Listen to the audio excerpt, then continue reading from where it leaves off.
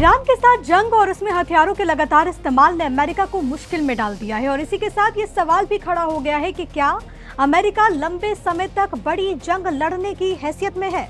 Iran के साथ जंग में कूदना अमेरिका के लिए भारी साबित हुआ है और यही वजह है कि अमेरिका की सैन्य ताकत अब सवालों के घेरे में लगातार नजर आ रही है।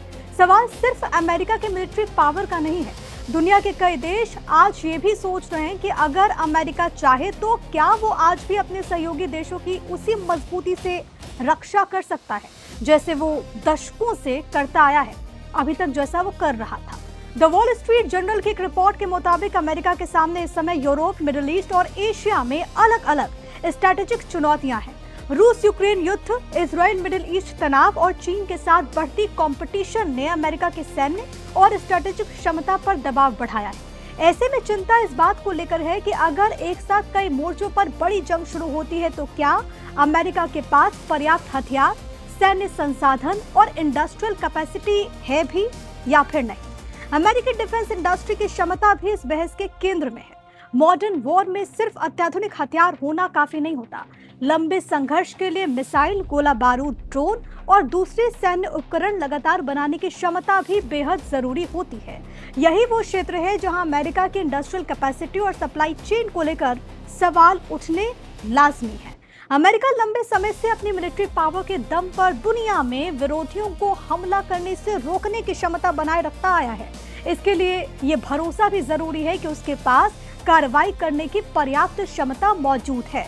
अटलांटिक काउंसिल के सीनियर फेलो और स्ट्रेटेजिस्ट मैथ्यू क्रोनिंग के मुताबिक अगर अमेरिका अपने हथियारों का भंडार लगातार इस्तेमाल कर रहा है तो विरोधी देश ये मान सकते हैं कि उसकी सैन्य क्षमता कुछ महीने या फिर कुछ साल पहले की तुलना में कम जरूर हो गई होगी। अमेरिका की ताकत को लेकर बहस में उसकी पॉलिटिकल सिस्टम और साथ ही साथ स्ट्रेटेजिक तालमेल भी बेहद अहम है। इंडस्ट्रियल गिरावट, डिफेंस प्रोडक्शन की धीमी रफ्तार और पॉलिटिकल फैसलों में अस्थिरता जैसी समस्याएं लंबे समय में अमेरिकी ताकत को प्रभावित कर सकती हैं। हालांकि इसका मतलब ये बिल्कुल नहीं है कि अमेरिका कमजोर मिलिट्री पावर बन गया है। उसके पास अब भी दुनिया की सबसे बड़ी सैन्य क्षमताओं में से एक है और उसके पास परमाणु हथियार, advance technology, global military base और मजबूत सहयोगी नेटवर्क अब भी मौजूद है। लेकिन सवाल यहाँ पर यह हो जाता है कि क्या अमेरिका इन क्षमताओं को लंबे और एक साथ कई मोर्चों वाले युद्ध में प्रभावी ढंग से इस्तेमाल कर सकता है। उससे भी बड़ा सवाल यहाँ पर यह भी है कि अमेरिका दुनिया के अलग अलग देशों में कब तक अपने सैनिक यूं ही गंवाता रहेगा। पहले इराक, सीरिया, फिर अफगानिस्तान में उसके हजारों सैनिक मारे गए और 28 फरवरी के बाद से ईरान जंग में भी उसके कई दर्जन सैनिक मारे जा चुके हैं, जबकि सैकड़ों सैनिक ऐसे हैं जो कि जख्मी हुए हैं।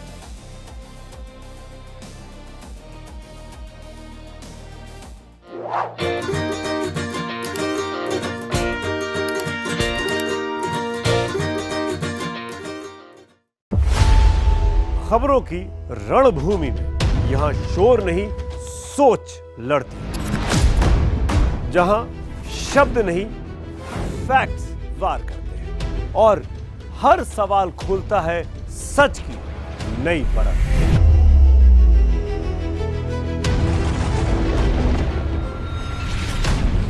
चक्रव्यूह आपके अपने सुमित अवस्थी के साथ सोमवार से शुक्रवार शाम 6:57 पर टाइम्स नाउ नव भारत पर।